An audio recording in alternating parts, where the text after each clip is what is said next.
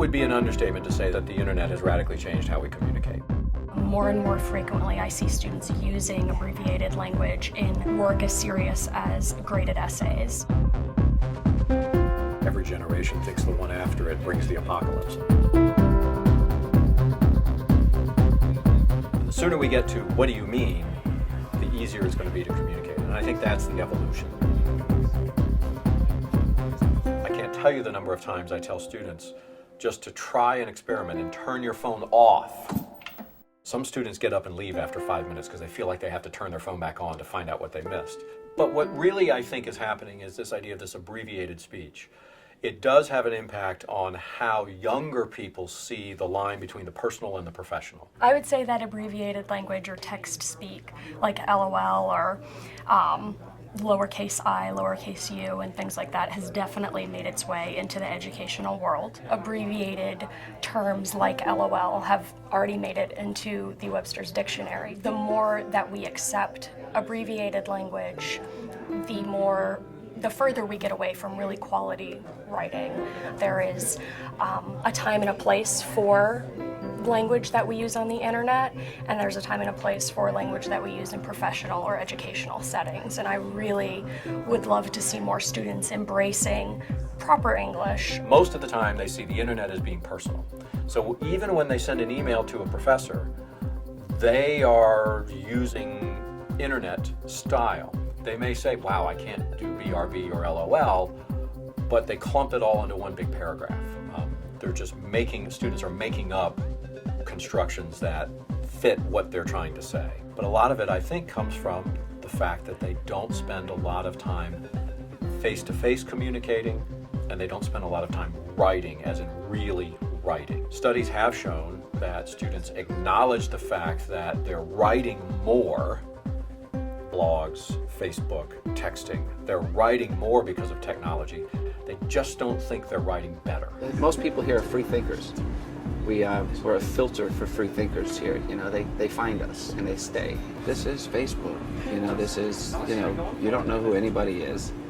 You're meeting them, but you're face to face, but you're chatting with them. And you're networking with them on a social level. So this is the tangible form of Facebook. I've been coming to Austin's for about 10 years now. Been coming here since I was 17. I'm 26 now.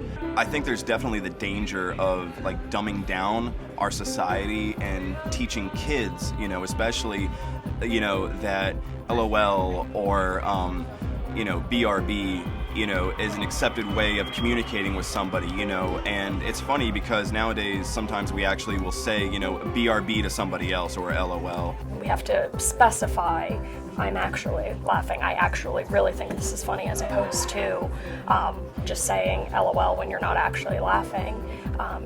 I think says a lot about the way that we've evolved with this language. Why are we doing that? Why do we have to shorten our language that much? What purpose is it serving for us? And you have to kind of ask yourself, what is it taking away from language if your mind has to interpret what's on the page because you can't just write out the words? We don't speak old or even modern English anymore because those words or those phrases no longer suit our lifestyle. As technology evolves, as our world evolves, as our abilities as humans evolve, our language evolves as well. And so our language should match where we are in our evolution.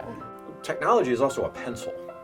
Right? Technology is anything that helps you accomplish a task. And so we could ask that question throughout history. Were we mature enough and evolved enough to handle fire? Time's going to tell. Something new is going to come along. We're going to start using that, and we'll be asking the same questions.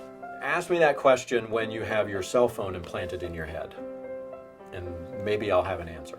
One of my favorite things is to see two friends, obviously very close friends, walking together. One has her nose buried in the phone, the other one is talking on the phone to someone else, and yet they're the best of friends walking to class. A friend of mine posted on Facebook one time, before smartphones, how did we ever ignore one another? The smartphone.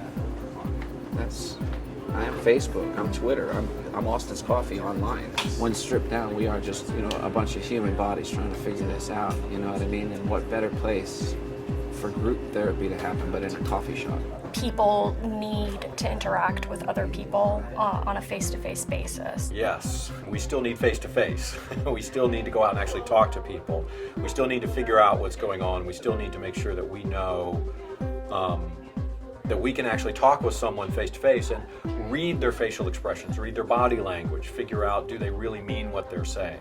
I think we need to take more ownership of the fact that proper English is our language, and it's something that we own and that we're in charge of and that we have the power to change, but how we change it and how we use it is as important as our evolution and the way that we use technology. So we need to treat language kindly. You know, technology doesn't care. It's not good, it's not bad. Technology doesn't care. It's the people who decide whether the use of that technology is good or bad.